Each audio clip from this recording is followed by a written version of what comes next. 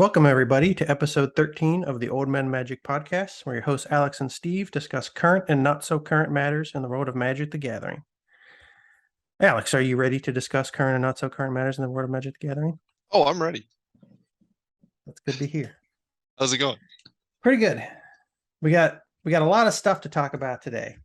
A lot of stuff. Probably no. Today it's just going to be not so current matters, probably.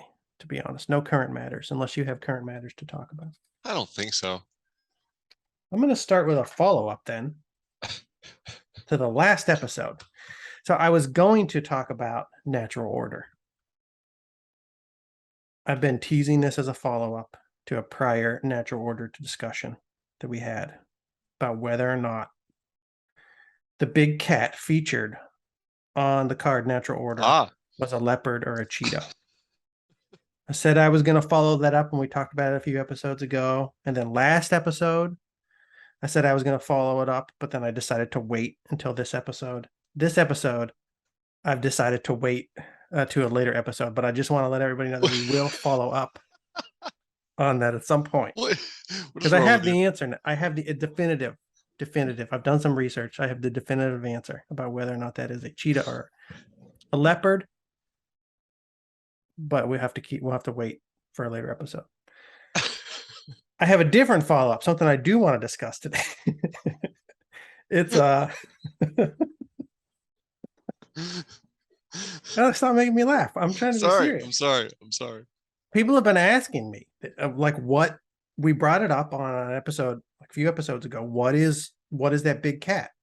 We had no definitive answer. It's driving a few people crazy. They need to know. They're asking me to follow it up. I'm just letting them know that I do have an answer. It will be followed up. You've marked your calendar to let them know next week. It will be followed up, just not right now. I don't want to get to it today. The follow-up I am going to discuss is about a card. Damn it. We're trying to be... Nobody's going to want to listen to us just laughing. No. I'm trying to be professional. No. They can listen to Bob and Tom if they want. We're not a marine zoo. We're here to provide useful information, thoughtful discussion on Magic the Gathering. That's what we're going to do right now, Alex. A follow-up to a previous episode. We talked about Chance Encounter. Do you remember Chance Encounter? It was one of the cards that I talked about. I kind of don't. That had dropped in price recently. Oh, okay. Due to reprint in Modern Horizons 2.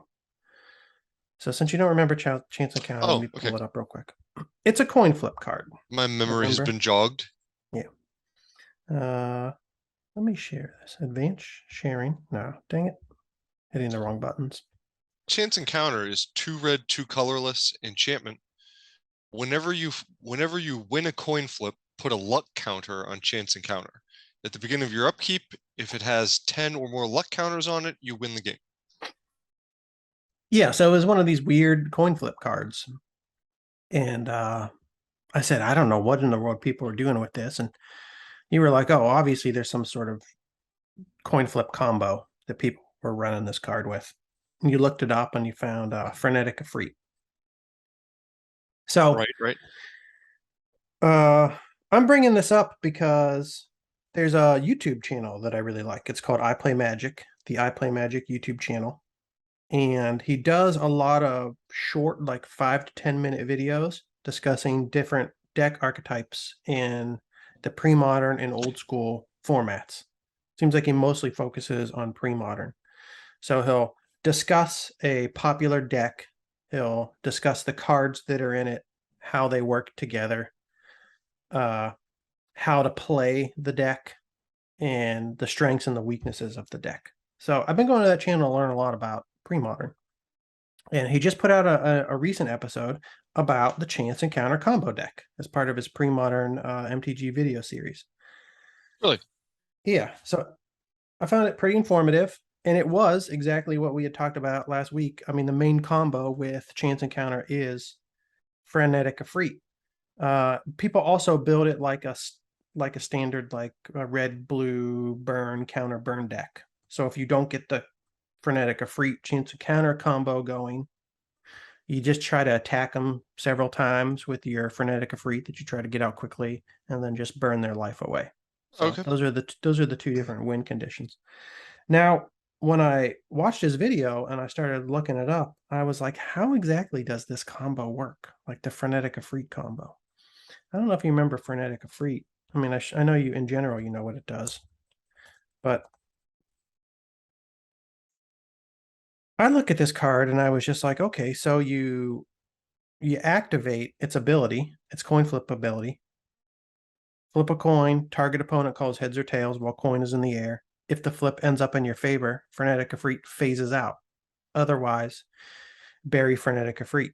So I was like, I don't know, how do you use this to get 10? Well, first of all, if you won every coin flip, you'd have to flip a coin at least 10 times to win via chance encounter. Yeah. I was like, how do you use this to quickly combo out a game? Because people are talking about like turn 3, turn 4 wins or whatever. Because in my mind, I was like, okay, what if you lose the coin flip? Frenetic Efreet's dead. If you win the coin flip, it phases out. You only get to flip once. But the answer is no, since it has a 0 activation cost. The flip a coin effect has a 0 activation cost. The rules say that you can just activate it 50 times. Oh, And then regardless of what happens on the first coin flip, you just keep flipping. I find this to be very stupid, Alex. I also I almost said that while you were talking about it. I was like, I noticed that, and I was like, oh no, that can't be the case, you know? But that is how the combo worked. That's what works. That's what I read. And then I That's went to silly. Gatherer. And then I got even more confused because people were saying it didn't work that way. So I guess what had happened was when Chance Encounter came out, there was something called how did they phrase this? A power level errata. This card got, here's a Gatherer comment. I'll read the Gatherer comment. This card got power level errata when Chance Encounter was printed in Odyssey. Frenetic Efreet lets you play its activated ability as many times as you want in response to itself. According to Frenetic Efreet's original wording, all the rest of the abilities would still resolve, causing you to flip a coin each time. Nothing would happen to Frenetic Efreet since it would already be gone, either dead or phased out after the first coin flip. But you'd still get the opportunity to continue all of the flips. And you'd still get the opportunity to put luck encounters on chance encounter if you won the flips. Wizards, I guess, also thought that was stupid, just like we said it was stupid. So this person says to combat that combo and otherwise pointless free coin flipping this card facilitated, Frenetic Efreet got errated, stating you could flip the coin only if it was in play. So that makes much more sense to me. I feel like that's how the card should work.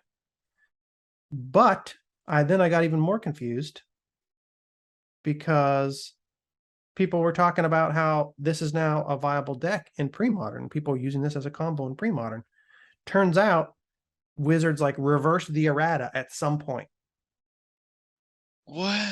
So What? originally with Frenetic Efreet, you could flip the coin as many times as you want. And then Chance Encounter came out and people started running this combo.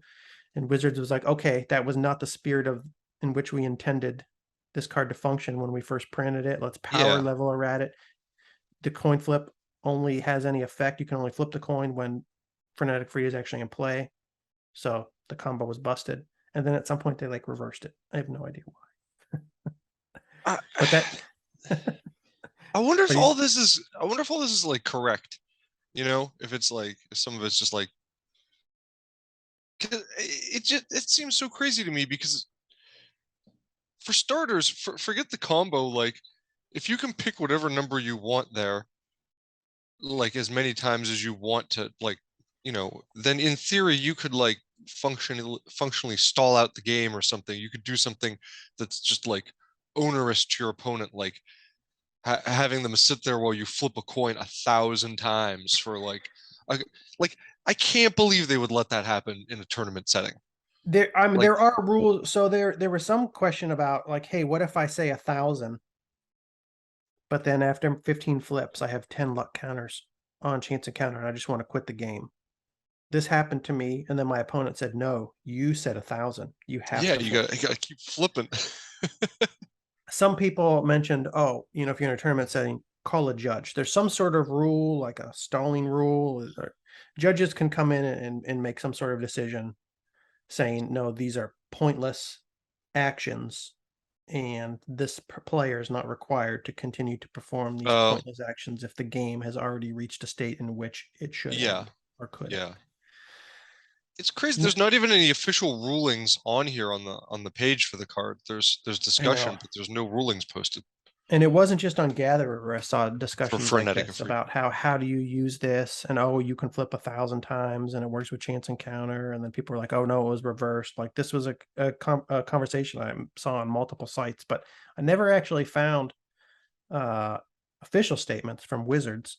But I do know that like back in the day when chance encounter was first printed, this was an actual deck that people were running in Yeah, tournaments and stuff. So it was legal. Then it disappeared, and now people that's are running it again in crazy. pre-modern I tournaments. don't like that So it at must. all. That shouldn't I be. don't either. I don't think that should be a.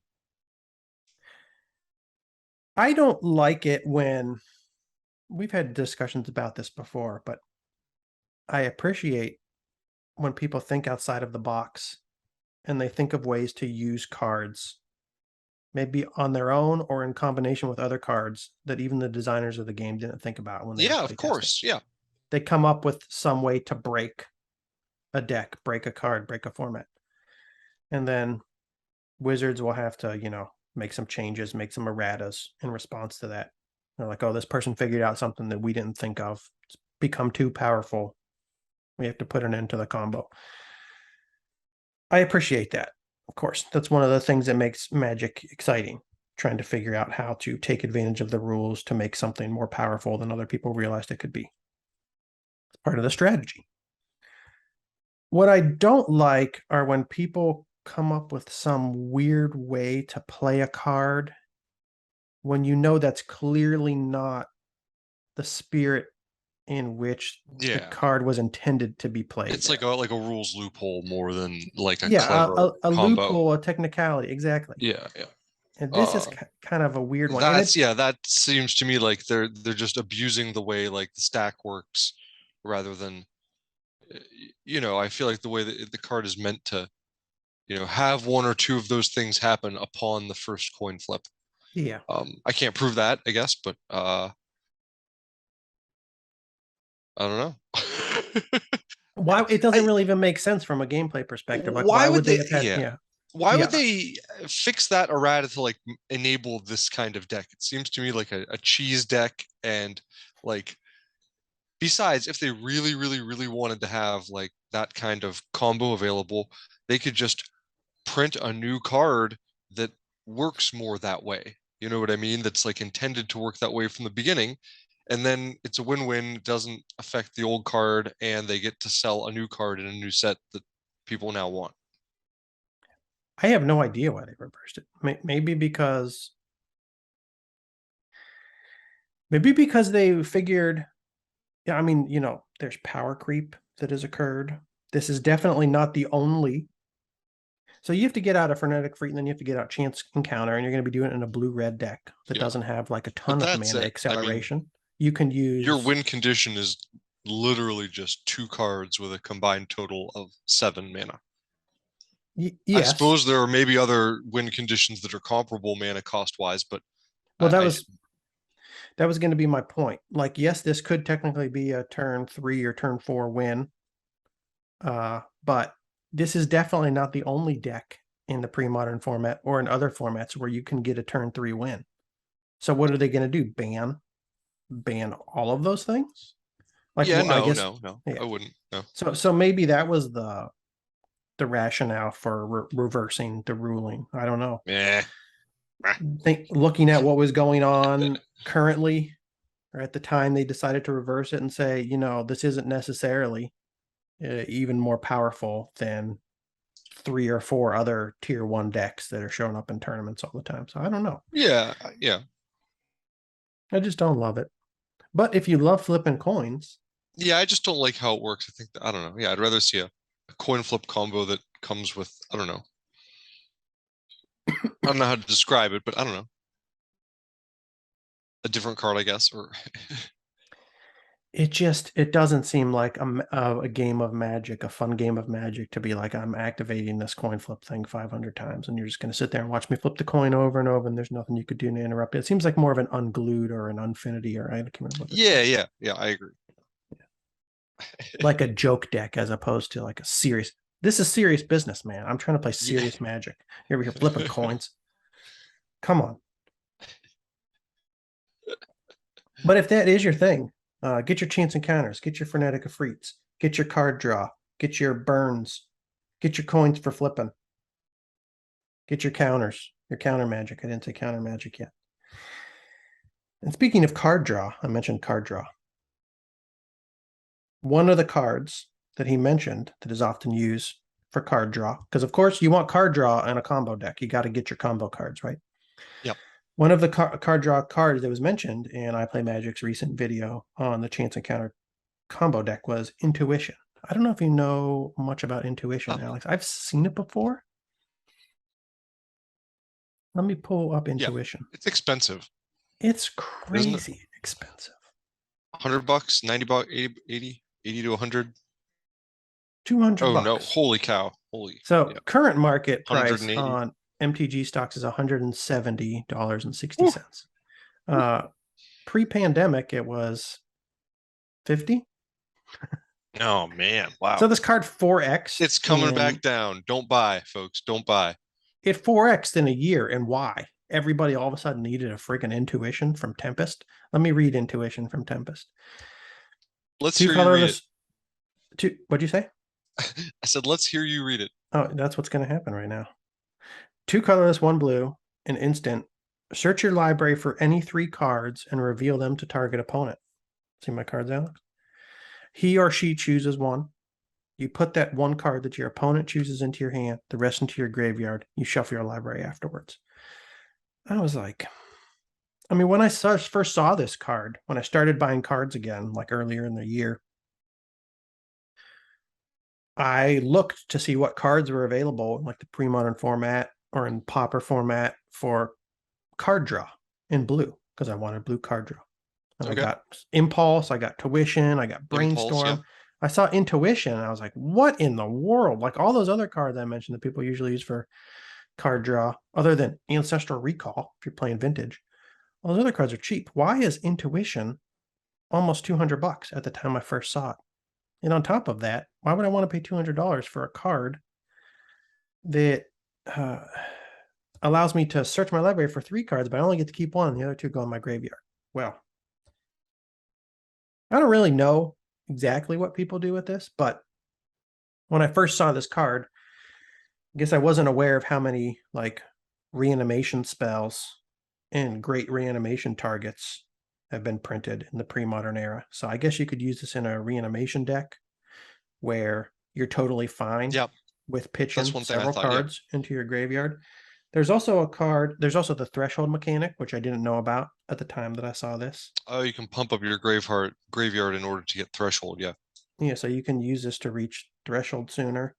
There's also a card called Accumulated Knowledge. I've seen that. Which was a card that I picked up because it wasn't very expensive. It is a blue card draw spell. 29. I remember this. Market price at the moment. Printed in Nemesis. An instant. 1 colorless, 1 blue. Draw a card. Then draw cards equal to the number of accumulated knowledge cards in all graveyards. Oh, okay. So I still don't know how great this is. You have to. Well, that's a nice combo. I like that. If you have 1 accumulated knowledge in your hand, and you cast Intuition, then you can put 2 more of them into your graveyard, or put 2 of them into your graveyard, and then you cast the 1 from your hand while there are 2 in your graveyard. Mm-hmm. And then you get 3 cards, right? Yeah. You draw 3 cards from the Intuition, but you've played an accumulated knowledge. You've played an Intuition. So you played 2 cards for 5 mana to draw like 1 net card. See what I'm saying? For $200. Yeah. Now, the moment you get that next accumulated knowledge, that's a big deal. Because then you'll draw 4. Yeah, So and if I you, mean, you could use the intuition for 3 accumulated knowledges instead yes, of that and 2 of those and something else. And I mean, I don't know, it has some versatility. Like, worst case scenario, it's 3 mana for a tutor. You know what I yeah. mean? Hmm. And you can put cards in your graveyard. So you're doing 2 things at once. You're getting a tutor effect and you're so if you have a deck that, can make use of both of those things, I could see it being pretty good. Yeah. That is true. I mean, it's not bad. It's, of course, it's definitely good. It's not bad. It's the $200 thing that's getting me. Yes, yes, very expensive. So I have to think a lot about whether or not I would ever want that effect I've for been seeing a lot of $200. cards that are like 8. I mean, I guess not a lot because there's just not that many, but like there are a decent amount of cards that are 80 or $90 that are really good, you know? And I feel like this isn't noticeably better than some of them. You got to tell me. Well, You yeah, got better I'm ones. not thinking of any good Yeah, examples. I'm thinking of the same time period though, like Tempest through Urza's and the sets right after right around there. we can do a best Um, pre-modern reserve list card for under $100 episode or something. it's the card I'm thinking of.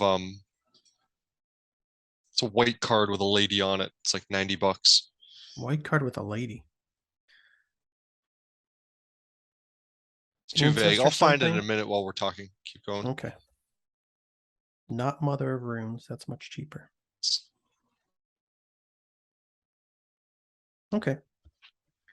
But yeah, that was it for the follow up to the last episode, or maybe 2 episodes ago, maybe 3 episodes ago when we talked about Chance Encounter.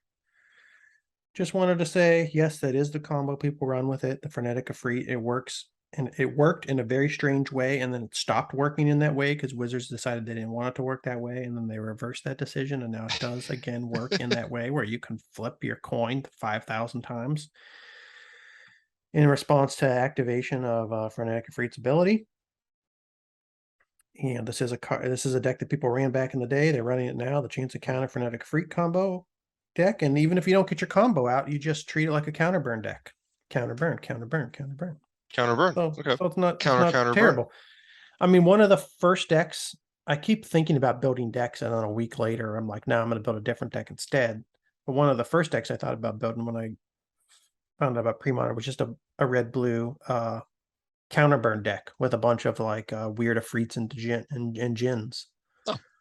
Oh. So like the counterburn base of this Chance Encounter deck isn't much different than the counterburn base of like the Jin deck that I was thinking Okay. about Yeah. Yeah. building. That makes sense. You can A pretty cat. much build all sorts of different counterburn type decks with the same base counter and burn spells.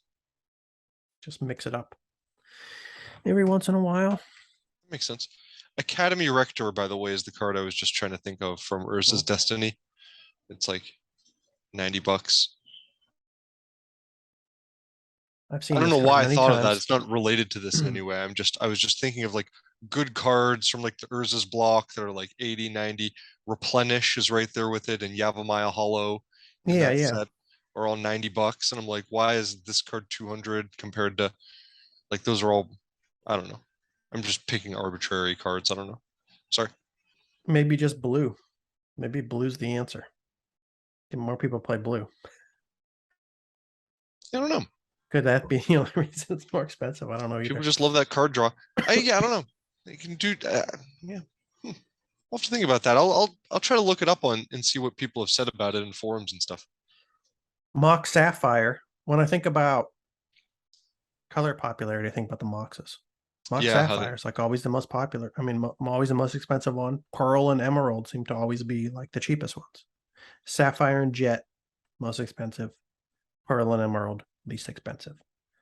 So I wouldn't be surprised to see the same trend in just like blue and black spell just like good cards in cost general, huh? Yeah, versus green and white spell cost. huh? Interesting. In general, I think that's been true most of the time in general, that Sapphire and Jet are more expensive. Pearl and Emerald were least expensive. There might have been times in history where it was a little bit different, but in general, I think that's been the trend. Yeah, well, and same thing. You can look at like if you look at like dual land prices or Yeah, that's another thing. um Yeah. other types of land prices that do, Underground Sea. yeah, your underground sea is most expensive, as blue in it, Underground Sea and Volcanic Island were typically most expensive. Yeah. Okay. Shout out to I Play Magic YouTube channel if you want to learn about pre-modern decks. It's a pretty good starting place. He makes short little tutorials on all sorts of different deck types and I Play Magic. modern. I Play Magic. Cool.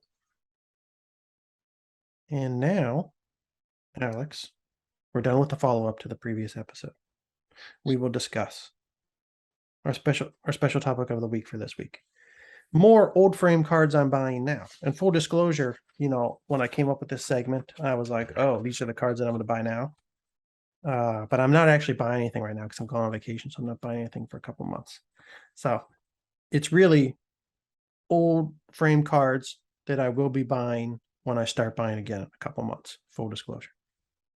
Noted. So the list that I put together, it's a number of cards that were originally printed in some pre-modern legal set. They rose in price over the years because they're pretty good cards. They're playable. And then they were recently reprinted in Modern Horizons 2, which happened, like a year or so ago, somewhere around a year ago. Mhm. Because of that reprint, I found a list of cards that I wanted that have dropped in price significantly after being reprinted. So I think now is a good time to pick up the original old frame version of these cards. So the first card I want to discuss is called Vindicate. Alex, I don't know if you've ever seen Vindicate before. Vindicate. Yes. Vindicate's a rare from Apocalypse. It is one colorless, one white, one black to cast. It's a sorcery, destroy target permanent. So very straightforward card. Nothing difficult to understand about this one, but this is awesome. It's 3 mana, yeah. But it can be a disenchant, it could be a Swords to Plowshares, it could be a terror, it could be a sinkhole. Anything you want to get rid of. You can blow it up with Vindicate. This is also really cool art. It has a Star Wars vibe to it. Yeah. I guess it's the Weatherlight. Has something to do with the Weatherlight ship. I don't know if this is the Weatherlight ship blowing up some other ship or something. Traveling through space. You're right. I it don't looks know. like it's I don't an know where the X-wing or a Weatherlight. TIE fighter or something, and it's like flying away from an explosion. Yeah. Alex, where did the Weatherlight ship travel? Through different planes? Did they go to space? I don't know anything about it. I don't know. I never read the novels. I mean, I know they go to I guess Volrath Stronghold or whatever they go, because just like the way those sets are named, yeah, Stronghold and then Exodus. I don't even have my list of sets in front of me right now. Gerard says, "Don't mourn for me. This is my destiny." This is the flavor text on Vindicate. So okay. This is a badass card. I kind of want to I'm all about building monocolor decks right now. But a part of me wants to splash a little black in a mono white deck just to put this in, or definitely splash a little white into a mono black deck to put this in. I have trouble seeing myself not want to splash at least something into any deck I make at this point, just because there's so many new options that I want to try out, and I don't know, just so many cards that you could easily add. Yes. And I like this. I like because with black you're going to have trouble removing certain types of permanents, so it helps out black. And I'm used to splashing a little white and black anyways, because I used to do it for Disenchant and or Swords to Plowshares. Back in the day, I'd pretty much just put in white for those. That's what I'd be more likely to do. Splash a little bit of white into black to play this than the other way around. And yeah, I mean, throw in 4 Vindicates, throw in some Tainted Lands. You're good to go. I don't remember what the Tainted Land is that allows you to tap for a white if you have Swamps in play, but I know it exists. Tainted Field. Sounds right. Vindicate. I think that's right. In Apocalypse, all versions. Let's see. Vindicate has a wild price chart. I looked it up on MTG Stock. So back in 2013, it was $30. I don't know what it was prior to 2013. Obviously, Apocalypse was printed way before 2013, but MTG Stocks only goes that far. Huh. And then it just did nothing but drop steadily from like $30 down to about $5 from 2013 to 2020. And then the pandemic hit, and everybody lost their mind and went from $5 up to $25. And then it was immediately reprinted in Modern Horizons 2, and it's back down to $5. No, $7.31. So it's almost at its lowest point since 2013. Now is not a bad time Not to buy bad. some original Vindicates, I think. Not bad. So Not bad at all. that's card number 1 on the list of cards that I will be buying when I start buying cards again. Card number 2 on that list of cards that I will buy when I start buying cards again is Upheaval. Upheaval is a rare from Odyssey. It is 4 colorless, 2 blue to cast, so not great. Sorcery, return all permanents to their owner's hands. Big banger. Big banger. Boomerang and everything, man. You upheave it. Yeah. You heave it up. The art on this one is also very cosmic, just like Vindicate. Very cosmic art. I don't know who this little guy is. He looks like a little troll. He looks like a little hobbit, like a little a troll with the funny hair. Upheaving the whole universe. I don't know what I would do with this card. But I mean, it sure would be like a fun disruptive thing to play in a multiplayer Commander format. or something. Yeah. Kind of like, what does Jokel Hops do? That wipes out. Doesn't that wipe everything? Something like that. Yeah, like destroys all permanents, I think so. I need some Jokel Hops. Upheaval was never really expensive. It was like the same price from, again, MTG Stocks only goes back to 2013. But from 2013 to like 2021, it was a $2 card, $1.50. And then for some reason, mid 2021, early 2021, it went up from $2 to $8 in several months. Somebody decided they were going to try to buy up all the upheavals, I guess. And then that didn't work out.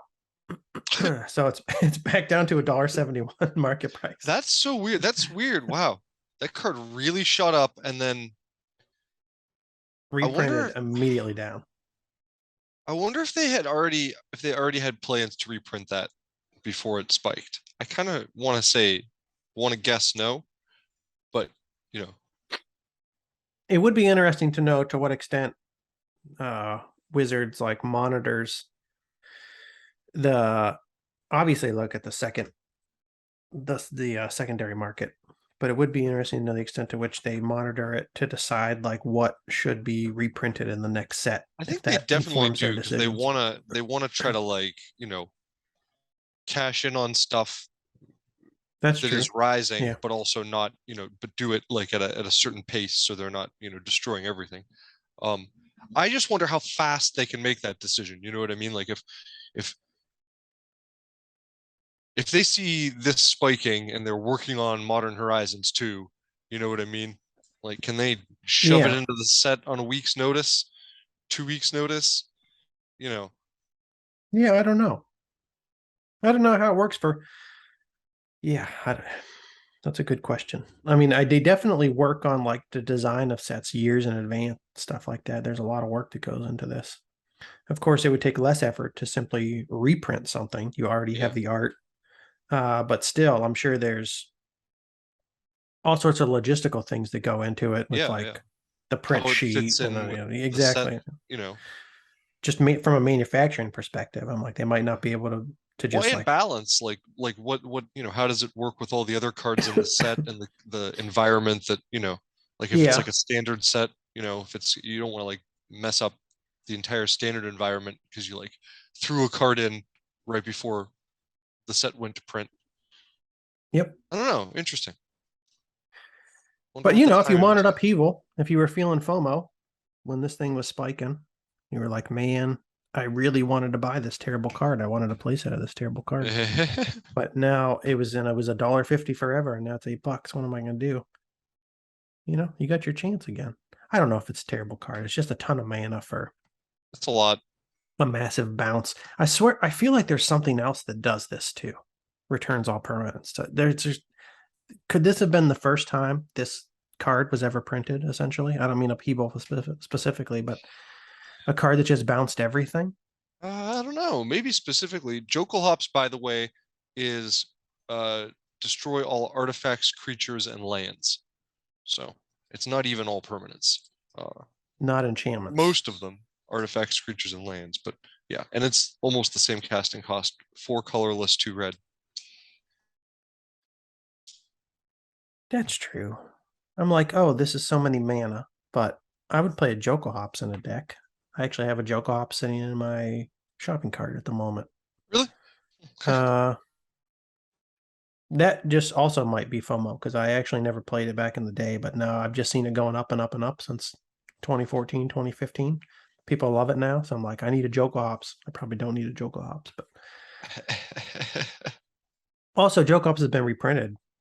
6th edition, 5th edition. So like if you buy a Jokel Hops for $5, I don't think it's going to go down to 50 cents if it's reprinted again. I think it's pretty safe purchase at its price.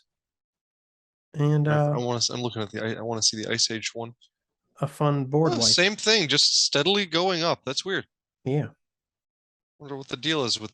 What's the deal with Jokel Hops? What's the deal with Jokel Hops? I think it was generally regarded as kind of a bad card. It's sort of like a, I don't know. I mean, you said it, like expensive. It's a bit of a Timmy card, big effect for a lot of mana. People did play it though back in the day in like the Type 2 environment, like the Ice Age constructed tournaments. Yeah. They ran it with things like Blinking Spirits and stuff like that. I swear there were some competitive like Jokel Hops Blinking Spirit decks. I believe it. I believe Maybe it. some other stuff too. I don't know what else went into those decks. But also, cards like this are probably more fun to play nowadays since so many people play multiplayer Commander. Yeah. You know, I've never played a game of multiplayer Commander, but considering there's 4 people playing, they probably last more turns than just your standard 1v1 game. So, why don't you think? It would take longer to. Yeah. So there's probably a little back and forth. You start with more life. There's probably some back and forth. Oh yeah, that's true. You start with more life, of course. So like 6 mana in a Commander game. Of course, relative to the other cards you're playing, it's still like, it's no matter what. If you're playing Commander or not, if you're starting with 40 life or 20 life, six mana casting cost is still twice as much as 3 mana casting cost. It's still a more expensive card. That doesn't change the fact, but in a longer game, you're more likely to get to the point where you actually have 6 mana to play stuff like this. Yeah, there might be more ways to cheat it into play too nowadays. Seems to be, I don't know what cheat sorceries in particular, but like, I don't either. I have no idea if there is something, but there could be. Yeah. Could be something. Something that lets you cast a card for free or whatever. So that's Upheaval, and then also that's Jokel Hops. Now, we move on to the third card that I think is available for a good price right now, Alex. Terrifying. Squirrel Mob. Yeah. Squirrel Mob is a rare from Odyssey. It is 1 colorless, 2 green to cast. It is a creature, squirrel. Squirrel Mob gets +1/+1 for each other squirrel in play. I mean, if you're going to play a squirrel deck, you got to have Squirrel Mob. It seems like it's your friggin' Goblin King for squirrels. Yeah, that's your friggin' keystone for your squirrel deck. That also, I don't know. It's just going to generate your squirrel tokens. I don't know how big squirrel decks are, but I mean, if people play Goblin decks, people play Merfolk decks. I don't know why you want to play a squirrel deck. I would want to play a squirrel deck. Oh, I know people do it. I mean, what do we have? Like Deranged Hermit? Is that the one? You got Might of Oaks. You got Squirrel Mob. You got a bunch of other squirrels too that I'm just There's a couple things with squirrel tokens. I think there's a couple newer cards too from very recent sets that do some things with squirrels, or 1 card maybe. So seems like a fun kitchen table tribe to me. And actually, I don't see why it couldn't be competitive. Haven't seen. I really have only been browsing like tournament deck lists and pre-modern tournaments online. I haven't seen anybody with a squirrel deck. But I don't know why you couldn't do pretty much the same thing Well, with a it's just, squirrel I mean, deck it's that just you a do with a standard goblin deck. token. It's like a green Exactly. token deck. I mean, Yeah. Yeah. Somebody should be able to make this tournament competitive. And it seems like Wizards likes that tribe, squirrels. It seems like they want to continue to keep reprinting printing Yes. squirrel cards. So yeah, why not invest in some low cost squirrel synergy now? It's only going to get There's a bigger and sentence you better, won't hear. Alex. Squirrels are the future. Invest in low cost squirrel synergy. This is financial advice. Looking at MTG stocks, Squirrel Stash Mob your acorns away. back in 2013 was available for $5.16. Slowly rose over the years to the point where in Above 2021 $10. it was above $10. It doubled in 7 years. So people are like, all these other cards are talking about 4x. They go, see, intuition 4x in a year. Well, let's see what happens. Buddy. That's dangerous when you see that kind of move that quickly, I think. I'm more of a slow and steady guy. I'm more likely to invest in Squirrel Mob than intuition. I'm also poor, so maybe don't listen to me. But all that to say, after it was reprinted in Modern Horizons 2, it went from a market price of $11.34 to a market price of $3.87. Alex, the Squirrel Mob All-time low. is, well, I don't know what happened before 2013, Right. but it's But cheaper looks than like it's it. been since 2013. Yeah. So now is the time, like Alex said, to invest in low cost squirrel synergy. I think that's what you said. Yes. Okay. I mean, I think that's a good idea. That's awesome. That should be the title of the episode. Next card that I think people should invest in, not financial advice, is Solitary Confinement. I don't really love this card, but I'm sure people combo it. Solitary Confinement is a rare from Judgment. Okay. It's 2 colorless, 1 white casting cost. It's an enchantment. At the beginning of your upkeep, sacrifice Solitary Confinement unless you discard a card from your hand. Skip your draw step. So you have to discard a card. You don't have a draw step. But when Solitary Confinement is in play, you can't be the target of spells or abilities and prevent all damage that would be dealt to you. So pretty much this is a card that if you get onto the battlefield, you keep it in play, you're alive. You're alive. You're alive, and you stay alive until Solitary Confinement is removed from play. Yeah. I see this.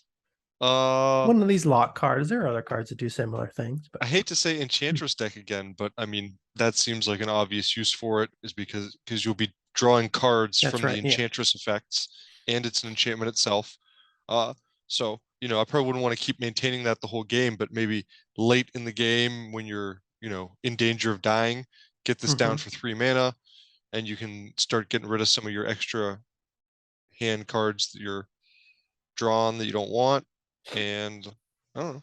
Yeah, so it's definitely not a bad card. It's just not the type of card that I love to play. I love bolting people in the face. I love attacking them Yeah, with I squirrels. tried too many of these like ultra defensive conditions back in the day, and I was never impressed with.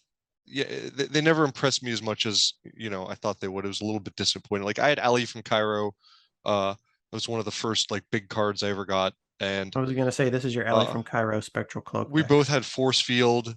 Yeah. And they didn't seem to keep you quite as safe as you would think they would.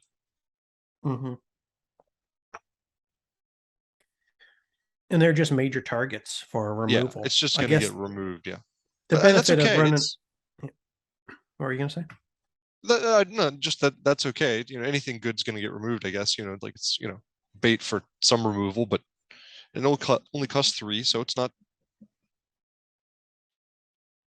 And the benefit of running this in expensive an Enchantress deck is you're going to have a ton of enchantments. So that's the key when you got something like this that's just a target for removal. You got to make sure it's not the only target in your deck. If you're running an Enchantments deck, then they got a Enchantress deck, then they got to decide what it is they want to spend those disenchants on. I'm trying to figure out what's going on in the art here. What is that thing It's a coming at the lady in a bubble lady. bubble. I She's get the in a bubble bubble. lady. She might be cast in a bubble, and then there's some weird type of creature that I've never even Yeah, seen before. Maybe it's a it's like a. Phyrexian something or other. That sounds like a good guess. Yeah, It has like weird doll hair and like dinosaur arms, it's got pigtails, cute little pigtails, and then a torture mask, crazy everything else. Yeah, dinosaur arms. Stegosaurus spine. Yeah, well, you gotta have that. Yeah, very very small waist, almost no Yeah, yeah, midsection. just like a spine waist. If I was fighting this guy, I'd go straight to the body. Oh yeah, cut it right in half there. One punch to the body, yeah, fractures the spine. I mean, really, he should put this. He take this armor from his face, cover that midsection. Over his exposed spine. Yeah. Okay. Next card, Alex. You might like this next card because I feel like you like imps. Oh, You at least like some imps. I do. Then, oh wait, hold on. I'm skipping over something very important. Uh-oh. I didn't discuss the price action of solitary confinement. Oh, I got too busy talking about punching that guy in the spine. it's exciting. I know. I was just thinking about hand-to-hand combat and I lost focus. Solitary confinement is pretty much back to its 2013 price. So from 2013 to 2016, it was about $3 to $5. Had a spike in 2017 where it was up to about $10.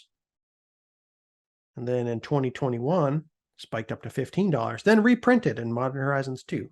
Went from $15 market price down to $4 market price. Wow. So, you know, again, I'm giving you guys a bunch of cards that you can buy for 2013 prices. There aren't many things in America in 2022 or even in the world in 2022 that you can get for 2013 prices, Alex. You know I what I'm agree. talking about? Yes. The last card, the last of the 5 cards that I'm going to talk about today that you can get for a good price. Scourge Familiar. This is an uncommon from Urza's Saga. It's 4 colorless, 1 black to play. It's Summon Imp. Wonder if you can have an Imp deck. There's no Imp. Is there Imp synergy? I wonder. There's lots of Something imps. that makes imps better. Nothing that I know of, but that doesn't There's mean lots of it's imps. not out there. So you can have enough. There's enough imps for you to make an all imp creature deck. But yeah, I don't know if there's imp synergy. Get on that, wizards. Summon imp. Flying 3/2. Choose and discard a card. Add black to your mana pool. Play this ability as a mana source. So huge, high casting costs. But anything that you can do to add extra mana to your mana pool could be useful in some cases. I don't love that you have to discard a card for this one, but Yeah. Scourge Familiar. In 2013, bulk prices, 20 cents. Stayed that way until mid 2016. And then it just went up in price from mid 2016 to 2021. From 20 cents to $6 almost. I don't know what it was that Weird. made everybody so interested in Scourge Familiar all of a sudden. But it was reprinted in Modern Horizons, and now it's 50 cents again. So in a year, it went from about $5 to 50 cents. Price divided Interesting. tenfold. Pick up your Scourge Familiars. Maybe. Pick up your Squirrel Mobs, definitely. That is our financial advice for this episode. Invest in low-cost Squirrel's Energy. All the other things, I would say, pick it up if you're interested in it. If you want it. I would also recommend picking up Vindicate for gameplay. Because it's good.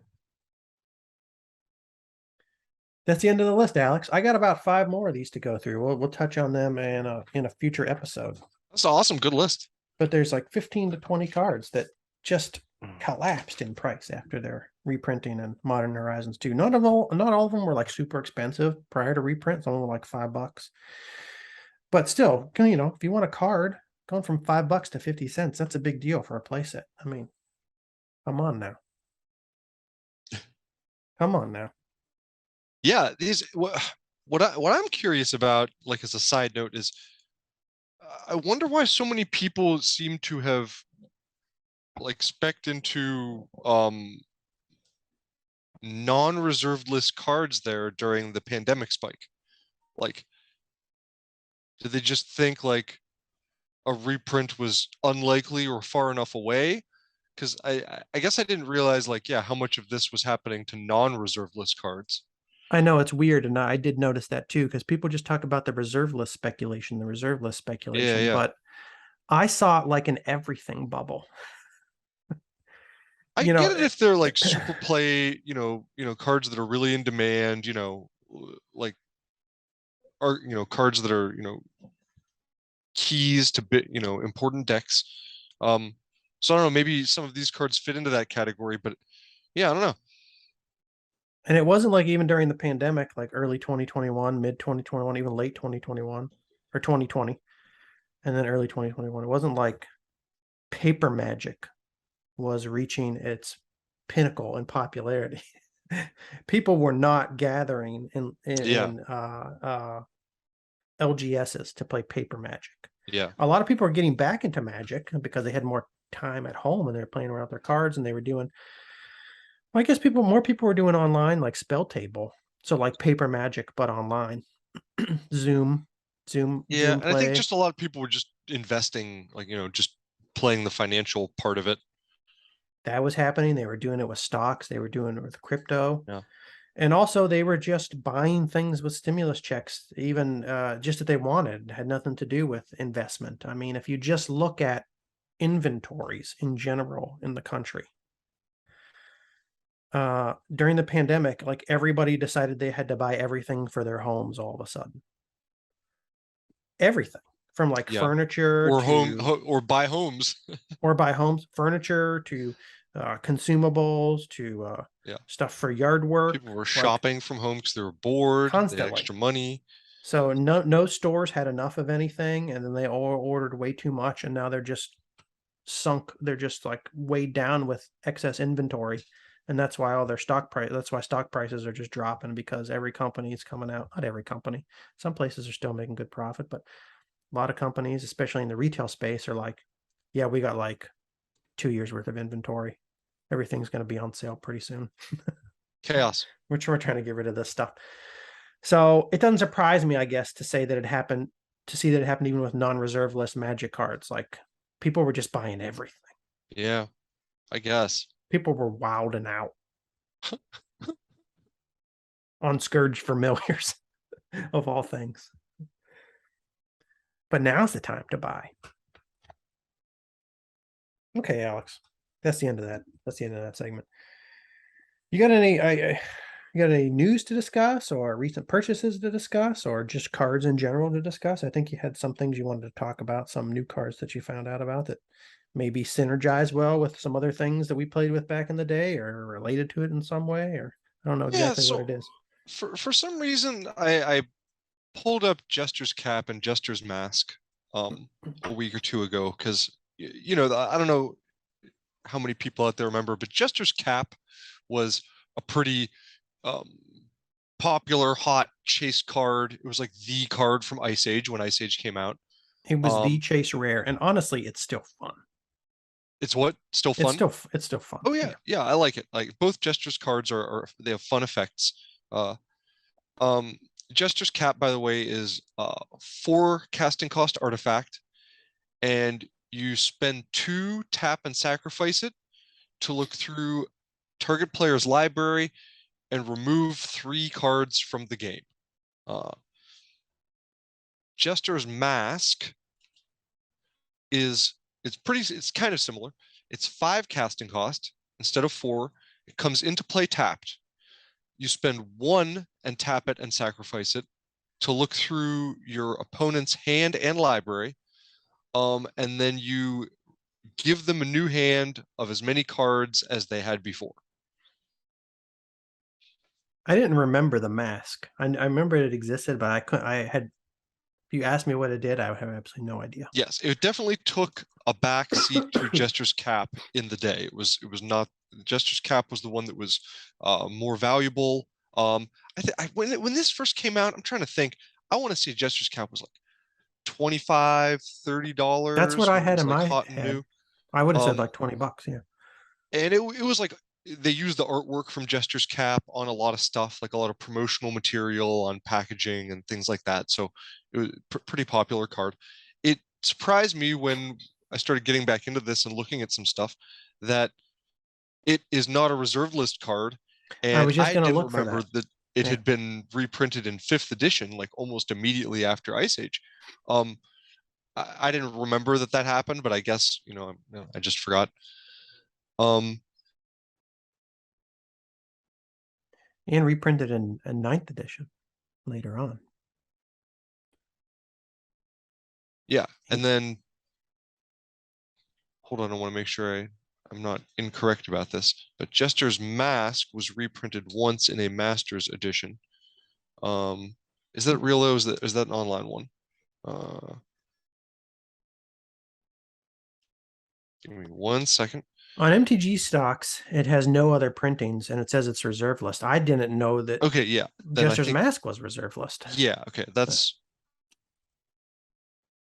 sorry, I'm still looking for the reserve list, but yeah, that was the other thing I guess that surprised me then was that Jester's Cap was not on and Jester's Mask is. Yeah, so that other, yeah. So that other printing they list there online is one of the online versions of it. So there's no reprints of Jester's Mask. It had a big spike during the pandemic. It went almost up to almost $20 and it's now back down to like $5. Yeah. Um, $2 to $20. People were speculating on Jester's Mask with their stimulus checks. what did Jester's Cap do? What's its price? Look here for the Ice Age one. Jester's Cap was only a buck something, and it had a similar spike actually. It went up to 15-ish, $20 Yeah. maybe, and now it's down to like 9, 8 or 9. So Every time I look at any price chart, I get irritated that I didn't start playing Magic again in 2017.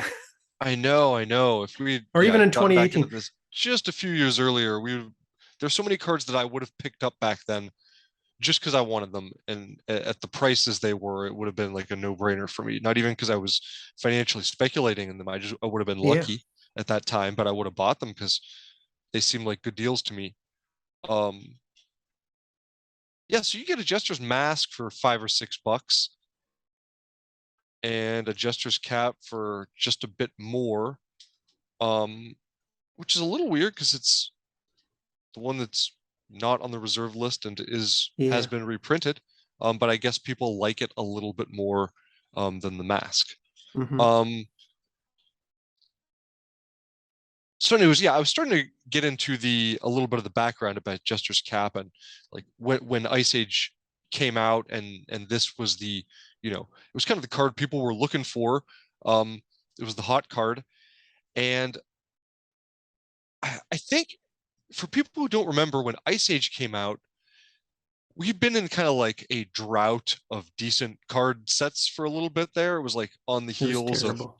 yeah, we had Fallen Empires to deal with, and I forget what the order is. Does it go Fallen Empires, Homelands, then Ice Age? I always forget if Homelands came out before or after Ice Age. Why don't we look that up right now? Yeah, I'm gonna look at my Or actually, I have a thing pulled up right here. Homelands came out after.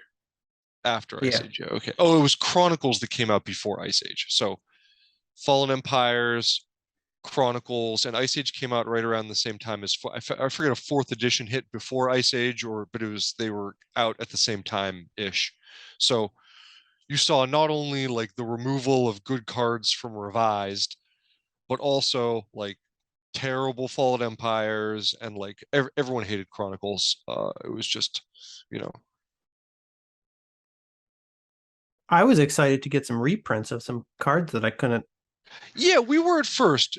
afford, but at the same time, It was overprinted. They really flooded the market with them, yeah.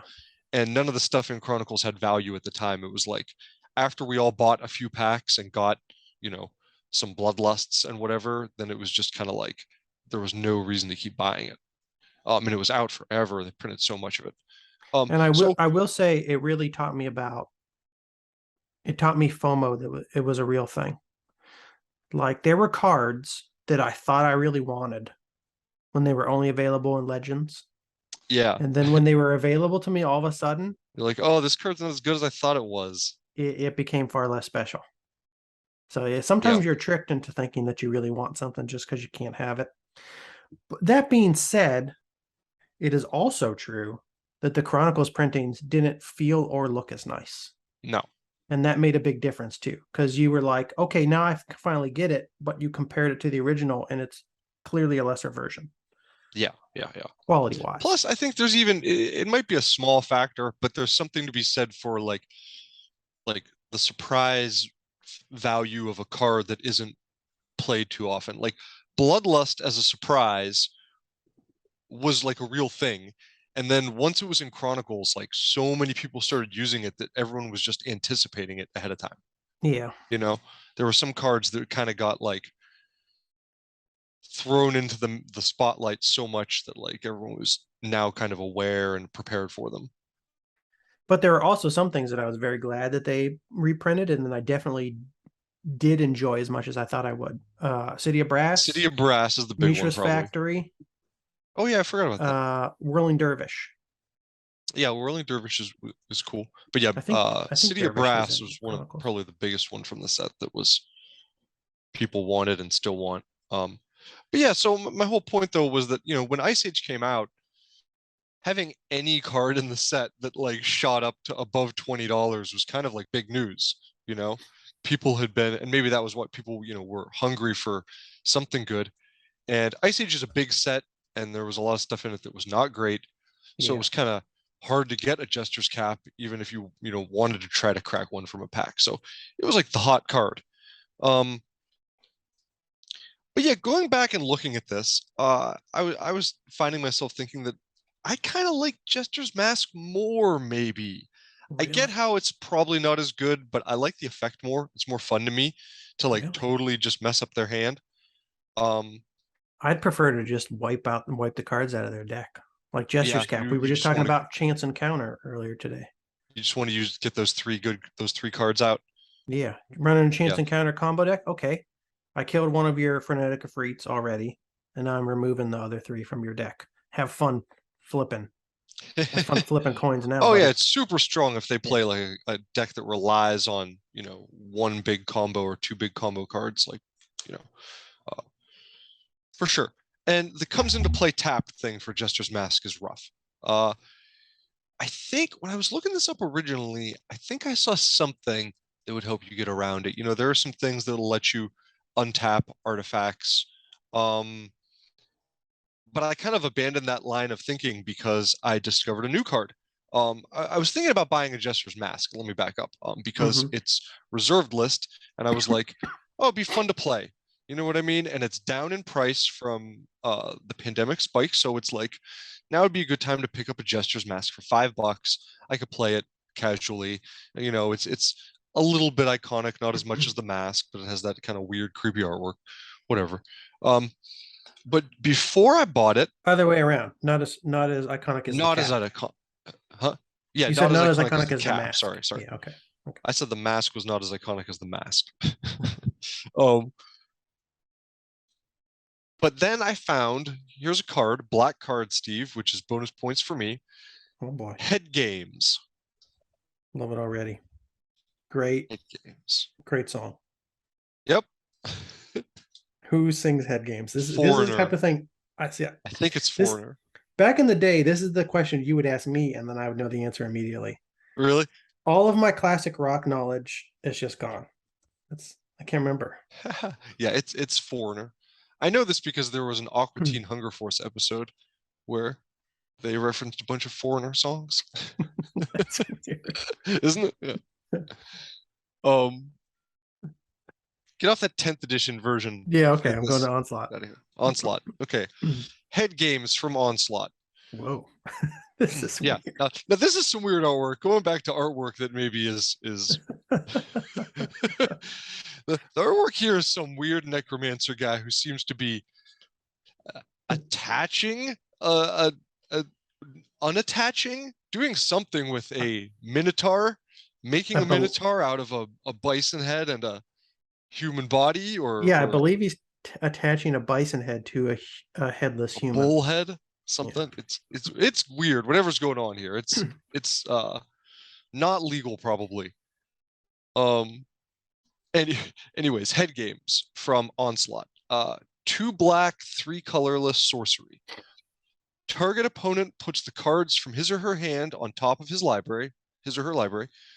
Search that player's library for that many cards, and then put those cards into his or her hand and shuffle their Oh, library.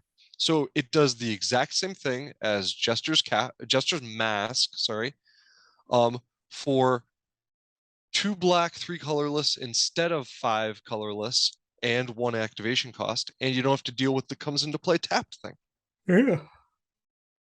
So as long as you're playing black, I feel like it's uh, just a straight upgrade from Jester's Mask. It started going up in price a little bit too, like even like in 2019. I mean, it started from it was a bulk card, 20 Uh-huh. cents, 30 cents. Yeah, it's up for sure. It started to get interest before the pandemic, though. It had already like tripled in price before a lot of the buyouts started. And then it went crazy. And since it was so cheap to begin with, crazy means it went up to like 350.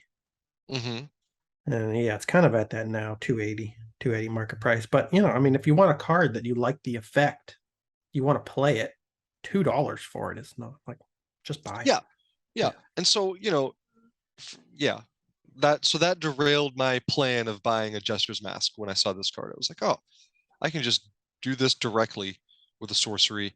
I play black a lot. But Or Alex, this isn't reserve list. If you buy the mask, it'll go up 100x in the next 5 years and you'll be rich. And actually, you shouldn't just buy one mask, you should buy several thousand you're right. because you can't Was I lose when thinking? you speculate on reserve cards. Head games is not reserve list. So you're going to buy a play set of these or whatever, and they're going to be worth $2.50 in 10 years.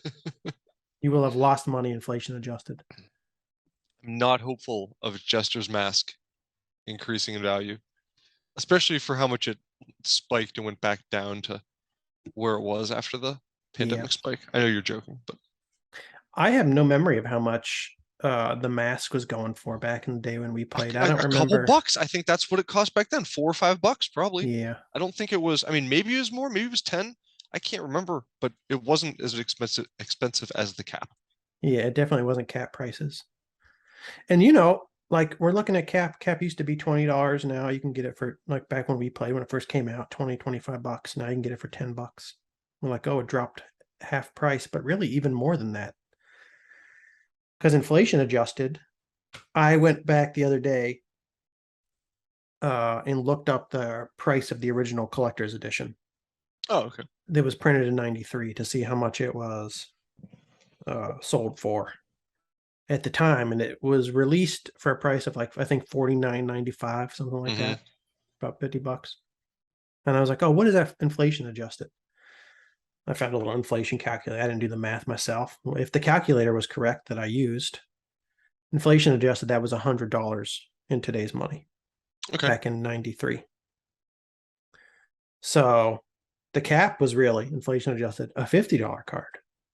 Now it's available for 10 Yeah. in Well, today's money. Now it's I available mean, for 10 back bucks. then, I mean, what minimum wage was like 450 or something. You know what I mean? Yeah. You're making $5 an hour at like a good amount of jobs and any like low wage job.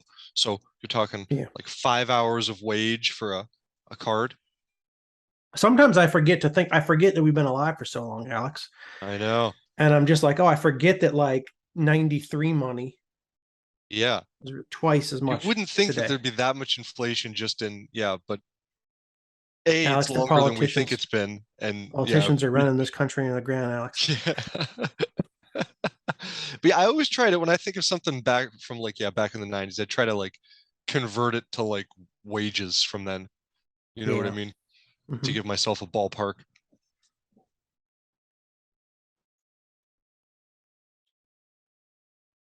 Yeah, that's a pretty good card. So yeah, and then what was I gonna say? Yeah, I came up with a card that for a second I thought was gonna synergize with this, but then I realized you don't actually need it because with head games, you combine their hand into their library before you do it. So you're not worried about missing out on anything in their hand.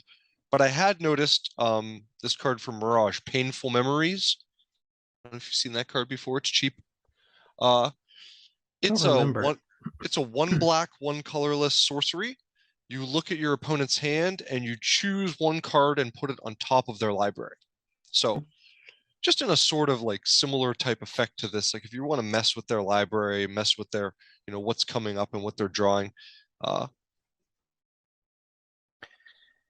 Alex, this seems like a very annoying deck you're trying to build. Like you're just going to try to annoy me until I just quit. And then that's how you win the game. No, I would never do that. Don't make me coin flip you into Oblivion. Oh God. On turn 3. I will coin flip you into Bolivian.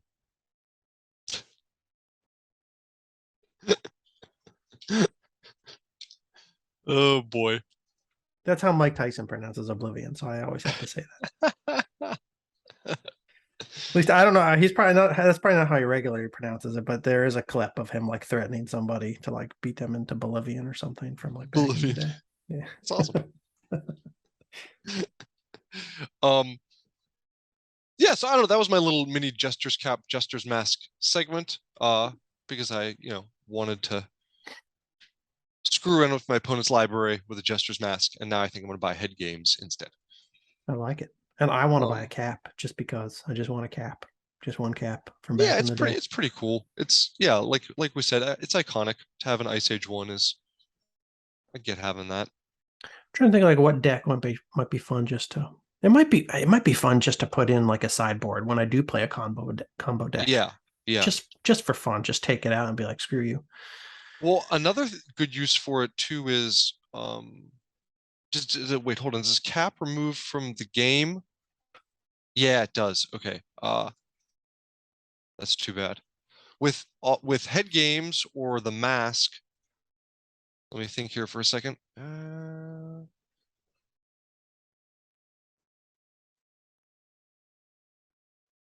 What are you trying to think about, Alex? Trying to think. Okay, so Jester's Mask doesn't remove the cards from the game. You just reshuffle them into the library, or do you put them in the graveyard? No, I think they just go back into the library, right? Oh yeah, because you put the hand on top of their library before you do it. Okay. Because I was thinking about neither card will work then. I was thinking about using the effect of the card to stock their graveyard with something that you can steal with one of the cards that like steals from their graveyard. Like, what did we talk about recently? Bone Dancer, is that one of them? It's a few cards that I like where you can take cards from your opponent's graveyard. Mm-hmm. I'll have to find a different card to do that then.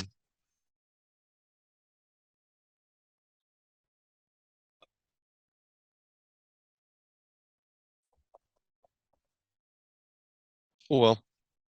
I don't really know of anything to do that. I know you brought up Bone Dancer, but I haven't been looking for cards with that effect. Card that can go through their library, but then put the card into their graveyard as opposed to removing it from the game. I'll have to keep my eyes open for something like that. So yeah, I want to move on to talking about this card that you just pulled up. Did you want to talk about Peacekeeper? I think you Yes, mentioned yeah, Peacekeeper. I do, because I don't have much to say about it, but it's a card that for some reason, Peacekeeper is what we're talking about from Weatherlight. It's a card that for some reason I overlooked. I didn't know about it back in the day. And when I started going through price lists and seeing which cards I wanted to buy and checking out which cards had gone up in value, I don't know, I kind of just like went past it. And then I stumbled upon it again recently. Peacekeeper is 1 white, 2 colorless. Summon Peacekeeper. Yes, maybe the only summon Peacekeeper in the game. She is Sisei's mom, according to no the flavor idea. quote. She's a 1/1 creature. She has an upkeep cost of 1 white, 1 colorless. But while she's in play, creatures cannot attack. So, yeah, do with that what you will. A very motish type effect. Works for everyone, obviously, not and not just flying creatures. But This is a reserve list card. This is a card that goes through crazy reserve list spikes. Actually, I just found an article the other day. I haven't read the whole thing. I just skimmed it. I'm gonna go back to it. It was it was about the whole MTG 30th anniversary reprinting and what it might mean for reserve list card prices going forward. And just noticed when I was skimming the article, the author mentioned several cards that went through different spikes that occurred in like 2018 and 2021 when people targeted the reserve list. You'll see in a lot of these reserve list cards, but they're not limited to reserve lists, but the changes are more extreme usually in the reserve list cards. There was like spikes in like 2016, 2018, 2021, which was like an everything spike. She featured a couple of different cards and talked about the degree to which the price increased during those spikes and then where the prices settled out. And she brought this up to discuss like, okay, what cards, I think I haven't read the whole article yet, so I'm not really sure what the whole point is, but I think that it was about like what cards might be more likely to hold their value if they were to be reprinted versus what cards might just collapse because there's not so much interest in them. It's really the spikes are pure speculation, whereas other cards people really want them. Yeah. Okay. Peacekeeper was kind of featured as a card that spiked and then collapsed multiple times. And you can see this in the 2018 spike. It went from like $6 to 20 something. And then within a year and a half, it was back down to $6 again. Like after the mania subsided, it settled back down to its price from years before. Whereas not everything that was part of this reserve list buyout in 2018 did that. Like some cards have held their value. Others have not. Peacekeeper was using an example of one that did not hold its value. Now, in the 2021 spike, it hasn't come down back to its pre-2021 levels, but it has dropped 50%. It was a high of like $50. Now it's down to $25. I can see this coming down a little more. If you I compare would it buy, to, sorry, I would buy some of these and probably try to put them in a deck. I kind of like it. I like the yeah, card.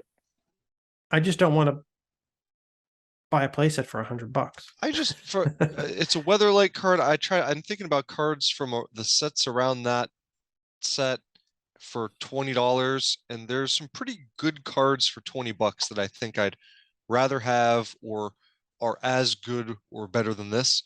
So I could definitely see it settling back down below $20. Like I wouldn't buy it now. Yeah. Um, Same. I do like that she's only 3 casting cost. A lot of cards that have a lockdown effect like this tend to be like 4, you know. She obviously has an upkeep, you know, We got and an maybe as a upkeep to deal with. creature she's a little bit easier to get rid of, Vulnerable. but That's the I don't thing. know. Yeah. I don't hate it, but I definitely don't hate it either. Yeah, it's just I don't think I want to buy it for $25. But I do like the card. I hold did off make for note of now. it. I did make note of it when I was going through the Weatherlight set not that long ago, seeing what I might want to pick up. Okay. Can I throw another card at you? Another card at you? You can. I'm gonna throw another card at you. I found this not too long ago. It plays into just a little bit our discussion about black artifact removal because it's one of the cards I saw people suggest because it's not black, it's an artifact. We were talking about Gate to Phyrexia and Phyrexian Tribute, and at this point, I still have not found another black, just purely black card that does targeted artifact removal. But people on forums were suggesting some artifact options, colorless options, things like that. And one of them that I saw recently, which has been on my list to buy, is Powder Keg. Have you ever seen this card? Oh, I have. It gets a lot of play in pre-modern. Yeah, it's a popular card, and I think it's really good. Yeah, blows up everything like above a certain casting cost or something, right? If you keep it in turn, then play for enough turns. Why don't we read so it's go ahead. Yeah, artifact, like you said, 2 colorless. At the beginning of your upkeep, you may put a fuse counter on Powder Keg.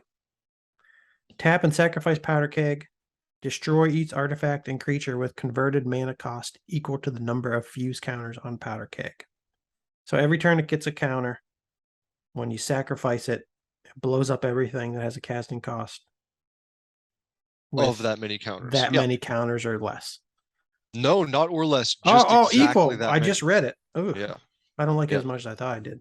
Oh, I But like it still. more because like then you get to time when you use it and you can destroy things of theirs without destroying things of yours.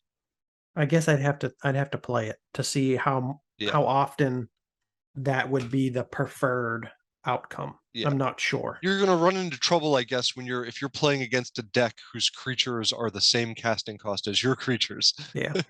Or their artifacts are the same casting cost. But I don't know, I feel like it I gives guess you that flexibility.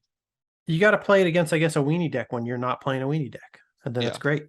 Or the other way around, if you're playing a weenie deck, you can Yes. nuke their Sarah Angels out of the sky with it, and It your reminds me, minis but don't maybe I die. do like it because I'm building a mono green deck, and I'm like, how do I deal with a big flyer? And it's only 2 casting cost, and you don't have to put the counter on it if you don't want to. So after 2 or 3 turns, you You get it up may. to like 3 counters. You can just keep it parked there as Yeah. like a lightning bolt everything whenever you want it to be. Yeah. It is a good card. It is a reserved list card, I think, right? It's a reserved list card Yeah, it is. I didn't from even think about Urza's that. Destiny. Current market price of $10. It was $20 a year ago. Yeah. A year before that, it was $2. Yeah. Yeah. So still a little higher than it's been. But I have trouble seeing this going back down to $2 with reserved list mania, right? I don't know. I don't know what's going to happen. I wouldn't be totally shocked if, like, most of the things, I wouldn't be totally shocked if a lot of cards that aren't ABU for Horsemen did go back to their prices in like 2019, 2018. Yeah, no, I think they Like will. before I this think crazy pandemic spike. everything will come down. I think Yeah. just about everything is still recovering from that spike. I think things will settle lower. Yeah. So I mean, this in 2019 it was $4. 2018 it was $2. I wouldn't be shocked if this halved again. I'm not saying it's going to, but I wouldn't be surprised if it did. This is just cardboard we're talking about. Yeah. We go into a recession. I just think how many people have like excess copies of all of these things. Yeah. They're just going to be like, I just want to sell because I need some money for some other stuff, or I just want some money for some other stuff. Or I don't know. Don't know what's going to happen, Alex. I just got to keep my job so I can buy the cardboard. Yeah. But maybe I'll lose my job and I'll sell the cardboard. I don't know. Yeah. Happens sometimes. But yeah, I wanted to bring up Powder Keg. I've been keeping an eye open for 1 or 2 of those. I think it's a pretty good card. It's a way to get rid of stuff in any deck. It is a good card, and I've seen it played a lot and never paid that close attention to it actually. And when I just read it, it still wasn't registered in my mind that it blows up things with a mana cost equal the number of fuse counters. I just had it in my head that it was like Yeah, at I or know, below. I know. And just not paid attention, even though I'm just reading it. I just I already know. had Well, yeah, something no, in my head. that's the natural like thought. Yeah. So now I got to think about how many times would I rather it be this way as opposed to the other way in gameplay. I don't know. I'd have to play Yeah. it a few times to see how much I really like it. But obviously, it's so many people do play it that it must be. I'm gonna make the assumption that it's a very strong card in a lot of decks. Another thing that I see this in another artifact that I see played a lot, or at least sideboarded a lot in pre-modern decks is Tangle Wire. I don't know if you've seen Tangle Wire before. Yeah, I've seen that in the shop, and it was more than I wanted to. It was 16 or 20 bucks, I think. And Yeah. I was like, that's a cool card, but I just so many other things to look at. I didn't really want to spend money on that. Market price of $16 right now. Tangle Wire's 3 colorless artifact with fading 4. So it comes into play with 4 fade counters on it. The beginning of your upkeep, remove a fade counter from it if you can't sacrifice it. At the beginning of each player's upkeep, that player taps an untapped artifact, creature, or land he or she controls for each fade counter on Tangle Wire. So people run it in control type decks where they don't have to use a lot of resources. Mm-hmm. You know, it can really screw with a resource intensive opponent's deck, somebody who needs a lot of mana. Yeah, blah, blah. I think it's a good card. I like it. Yeah. Um, Taps an untapped artifact, creature, or land. It's not just tapping land though, it's like tapping a creature. I'd have to play this card again too. I've never actually seen it in action. I've seen it in sideboards, I've seen it in deck lists. It's like, I don't know, you play it, it's only around for 4 turns, and if you want to lock the person's land, but they're just like, I'm just going to tap this creature instead, or, tap an artifact that I don't really need right now yeah, yeah, it instead. gives the opponent some flexibility. Yeah, is it giving the Uh, opponent too much freedom? but after the Uh, first turn or two, for turns like 2 through 4, it that's probably true. matters less because they have to untap. They have to tap multiple things. That's true. They don't, it's not Um, just one thing tapped every turn and everything yeah. else untaps. It's, yeah. So what do people do something to add more counters to this somehow? Because that would be cool. I don't know. You brought that up a couple times, like, oh, are there things to add more counters? There must be some cards to add more counters, and I always forget about it and I The don't only look. ones I've seen have been very, very new cards. They've been modern border, at least. So I don't know what all is out there. I don't have any memory of seeing anybody in like pre-modern gameplay that I've seen online like add counters to anything. Yeah. Is there So a way yeah. to make this like maybe phase out so that like you wouldn't have to remove a counter for it from it or something like that?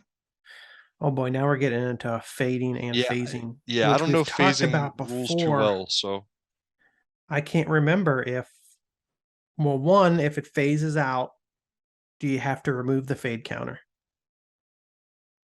Two, if it phases out, does it have its effect?